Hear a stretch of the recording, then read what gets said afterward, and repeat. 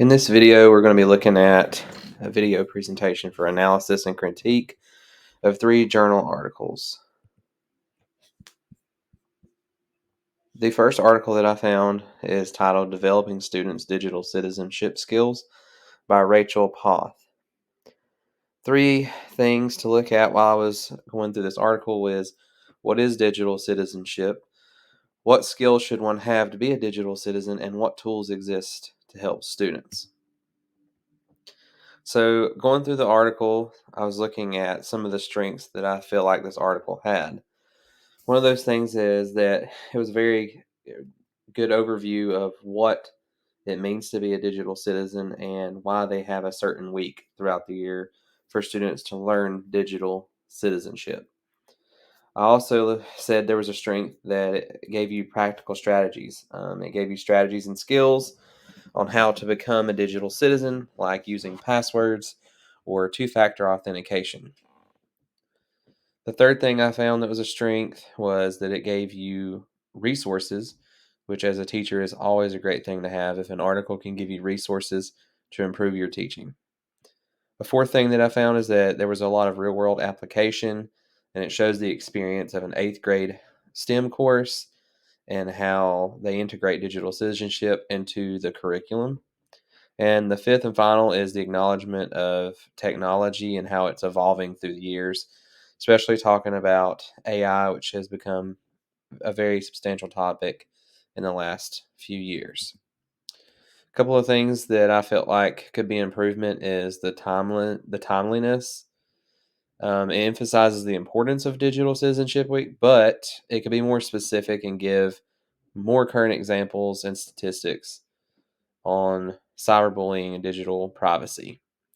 Diversity of perspectives, it primarily focuses on the educator's perspective, including insights from students, parents, and other stakeholders, but it could also provide a view of challenges and successes as well. Measurement of impact, it would be beneficial to include information on how the implemented strategies and resources have impacted students' behavior and providing measurable outcomes or success stories to go along with that article. The second article that I reviewed is titled Encouraging Meaningful Reflection with Creative Digital Tools by Tim Belmont and Katie Fielding. The 3 things that I thought I should focus on while reading is establishing a consistent routine, individual self-assessment, and collaboration with peers. 3 strengths that I found in this article is that the purpose was clearly stated, and it communicates that the benefits of integrating digital reflections into the learning process as teachers. Not only student benefits, but highlights advantages for educators as well. The second benefit is that it gives you practical tips and tools, such as Padlet, Flip, and Kami, as well as platforms like Book Creator. And the third strength for this article is incorporating peer feedback. This article acknowledges that it is important to have peer feedback and have a reflection process by suggesting tools like a Padlet or a Flip for students to respond to each other. Or you could even use it as for teachers.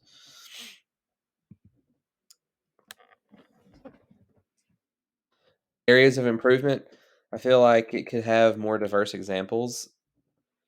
It could benefit by providing more case studies and diverse examples instead of just what was listed. The research references, it does refer to effectiveness of reflection practice backed by research. However, including these specific references or studies would enhance the credibility of what is in the article. And the last thing I put for improvement is clarification on multimedia use. The article mentions the use of multimedia in reflections, but it also could provide specific examples on how different types of media can contribute to the reflection process. The third and final article that I reviewed is Why Are Some Kids Thriving During Remote Learning by Nora Fleming. This was an older article from 2020, but remote learning has always been an option. I know the county that I teach in, even on snow days now, we're going to have remote learning days. So there are 5 things that I was looking at with this article: the benefits of self-pacing, rethinking the overextended kid, lowering the stakes, reducing the chatter, and getting enough sleep. Three strengths from this article is the real world examples that it gives. The article draws on experiences and examples from teachers, and they offer insight into diverse ways students are responding to remote learning. Second strength is identification of hidden struggles. It highlights unexpected positive impacts of remote learning and shows how those hidden struggles some students face in traditional classroom setting are benefiting from being remote. And then a variety of perspective.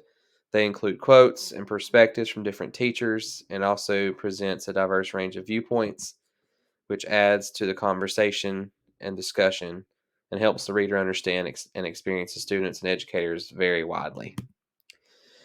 Areas of improvement is the data on remote learning impact. It does present individual anecdotes, but I think including more specific data would give a little bit more to the article.